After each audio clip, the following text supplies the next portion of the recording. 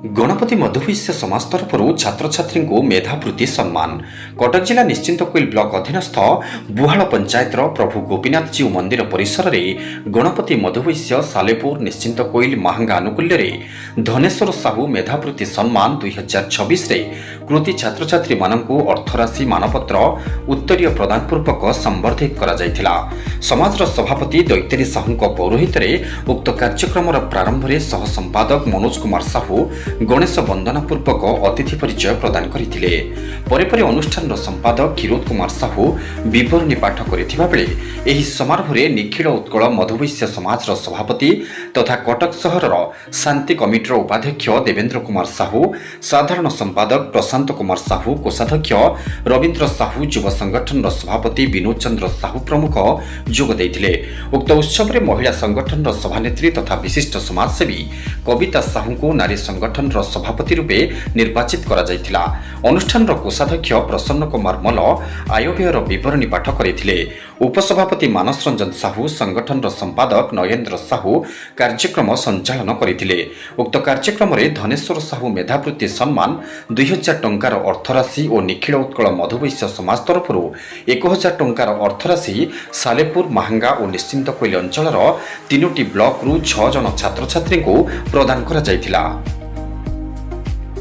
एही समारोह में स्थानीय बुहाल ग्रामर सक्रिय सभ्य देवेंद्र कुमार साहू, अशोक कुमार साहू, अच्युतानंद साहू, विजय साहू, नरेंद्र साहू, आशीष साहू, मनमथ साहू और वीरकिशोर साहू परिचालना करिथिबा बेले अशोक कुमार साहू धन्यवाद अर्पण करथिले। श्रीयुक्त मनोज कुमार साहू गणपति मधुवैश्य समाजर सह संपादक कार्य मु तुलौची। आज कार्य विषय में एति कहबी उत्कल गौरव मधुसूदन भाषा रे जाति नंदी गस चढ़ी कि भाई स्वार्थ को सारथी कले टाणे गिरे गाड़ी दानार तो बड़ा घोड़ा मुहे बंधा दिले।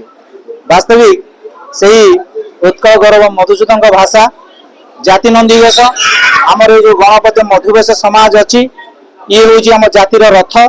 ये जातिर रथ को टाणिबा पाई, जातिर रथ को आगु को आगे नवा पाई, जातिर रथ को आगु को आगुसार करिया पाई आजिर ये प्रयास, आजिर ये भव्य, आजिर ये दिव्य, आजिर ये कार्यक्रम प्रतिवर्ष परी ए वर्ष आमे धनेश्वर साहू मेधावृत्ति सम्मान पालन करुचु।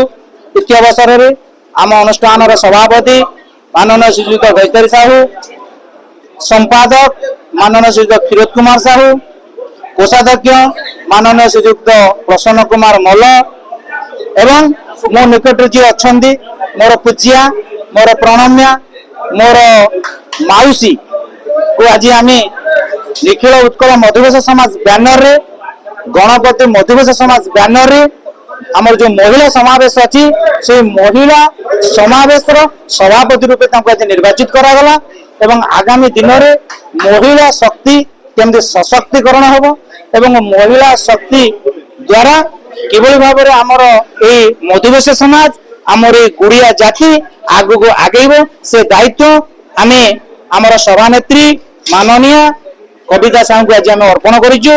इति अवसर में निखिल उत्कल मधुवैश्य समाज आज सभापति माननीय श्रीयुक्त देवेंद्र साहू एवं संपादक माननीय श्री प्रशांत कुमार साहू आम निकट थिले।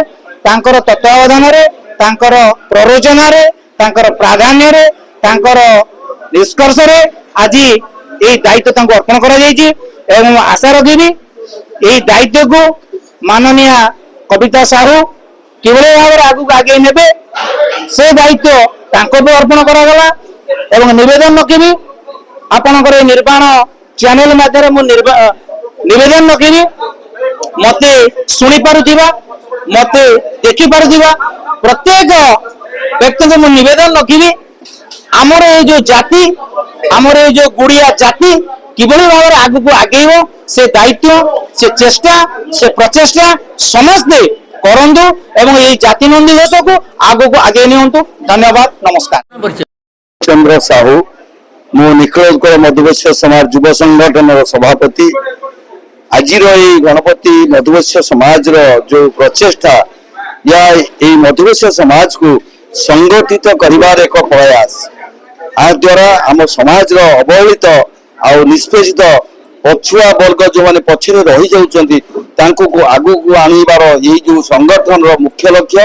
ସମସ୍ତେ ଆମ ସହ ମୁଖ୍ୟ ସ୍ରୋତରେ ସାମିଲ ହେଲେ ସେମାନେ ସଂଗଠନକୁ ଆଗକୁ ନେବେ ଏବଂ ତାଙ୍କର ମଧ୍ୟ ଭବିଷ୍ୟତ ଆଗକୁ ବଢିପାରିବ। ଏହା ହେଉଛି ଆମ ଏଇ ନିଖିଳ ଉତ୍କଳ ମଧୁବୈଶ୍ୟ ସମାଜର ଆଭିମୁଖ୍ୟ ଲକ୍ଷ୍ୟ ତଥା ଗଣପତି ମଧୁବୈଶ୍ୟ ସମାଜର ମଧ୍ୟ ଲକ୍ଷ୍ୟ। ମୋ ନାଁ ହେଲା ଶ୍ରୀ ପ୍ରଶାନ୍ତ କୁମାର ସାହୁ, ସାଧାରଣ ସମ୍ପାଦକ ନିଖିଳ ଉତ୍କଳ ମଧୁବୈଶ୍ୟ ସମାଜ। ନିଖିଳ ଉତ୍କଳ ମଧୁବୈଶ୍ୟ ସମାଜ ତରଫରୁ ଏଇ ଯୋଉ ଗଣପତି ମଧୁବୈଶ୍ୟ ସମାଜର ଆଜି ଯୋଉ ବାର୍ଷିକ ମହୋତ୍ସବ ସେମାନେ କରୁଛନ୍ତି ଆଉ ଧନସ୍ତର ମେଧାବୃତ୍ତି ଦଉଛନ୍ତି ପିଲାମାନଙ୍କୁ, ଏଇଟା ନିଖିଳ ଉତ୍କଳର ମୂଳରୁ ଥିଲା। ବର୍ତ୍ତମାନ ଏଇଟା କଣ୍ଟିନ୍ୟୁ ଚାଲିଛି, ଆଗାମୀ ଦିନରେ ବି ରହିବ।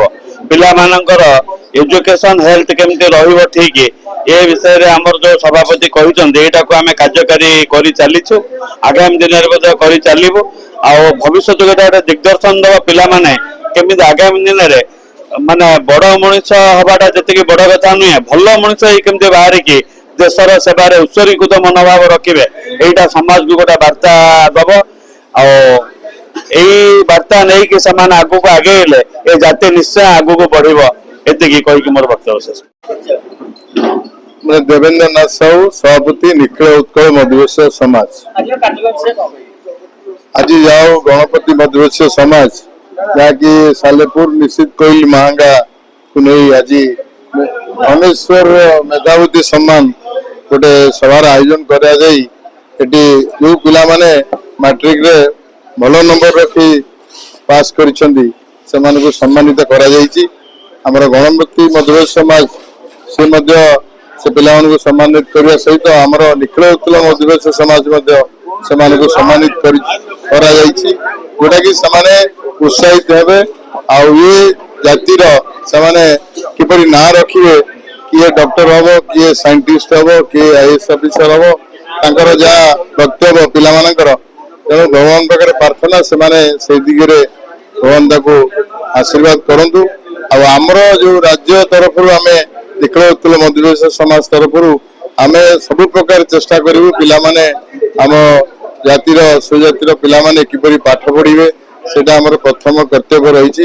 ସେମାନେ ପାଠ ପଢିଲେ ଏ ଜାତି ଆହୁରି ଆଗକୁ ଯିବ ଆଉ ଏ ଜାତିର ମହତ୍ତ୍ୱ ରହିବ। ତେଣୁ ମୋର ନାମ ଅବସାଦ ସାହୁ, ମୁଁ ସରସ୍ୱତୀ ବିଦ୍ୟାମନ୍ଦିର କେଶବଧାମ ର ଛାତ୍ର ଅଟେ। ମୁଁ ମଧୁବୈଶ୍ୟ ସମାଜ ତରଫରୁ ଆଜି ମେଧାବୃତ୍ତି ସମ୍ମାନିତ ହୋଇ କିଛି ଅର୍ଥ ପ୍ରାପ୍ୟ କରିଛି। ସେଇ ଅର୍ଥ ମୁଁ ସମସ୍ତ ଅର୍ଥ ମୁଁ ଗଣେଶ ମନ୍ଦିର ନିର୍ମାଣ ପାଇଁ ମୁଁ ଦେଇଦେବାକୁ ଚାହେଁ। ଭବିଷ୍ୟତରେ ମୁଁ ଡାକ୍ତର ହୋଇ ନିଃଶୁଳ୍କରେ ଲୋକମାନଙ୍କ ସେବା କରିବି, ମୋର ଲକ୍ଷ୍ୟ। ମୁଁ କବିତା ସାହୁ, ଆମର ମଧୁବୈଶ୍ୟ ସମାଜ ମାହାଙ୍ଗା ସାଲେପୁର ନିଶ୍ଚିନ୍ତ କୋଇଲର ମହିଳା ସଭାପତି ନିର୍ବାଚିତ ହେଇଛି।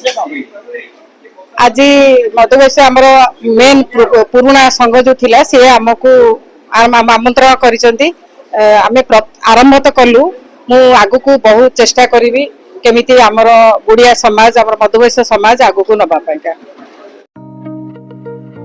ନିଶ୍ଚିନ୍ତ କୋଇଲରୁ ବିଜୟ କୋରଙ୍କ ରିପୋର୍ଟ, ନିର୍ମାଣ ଲାଇଭ୍।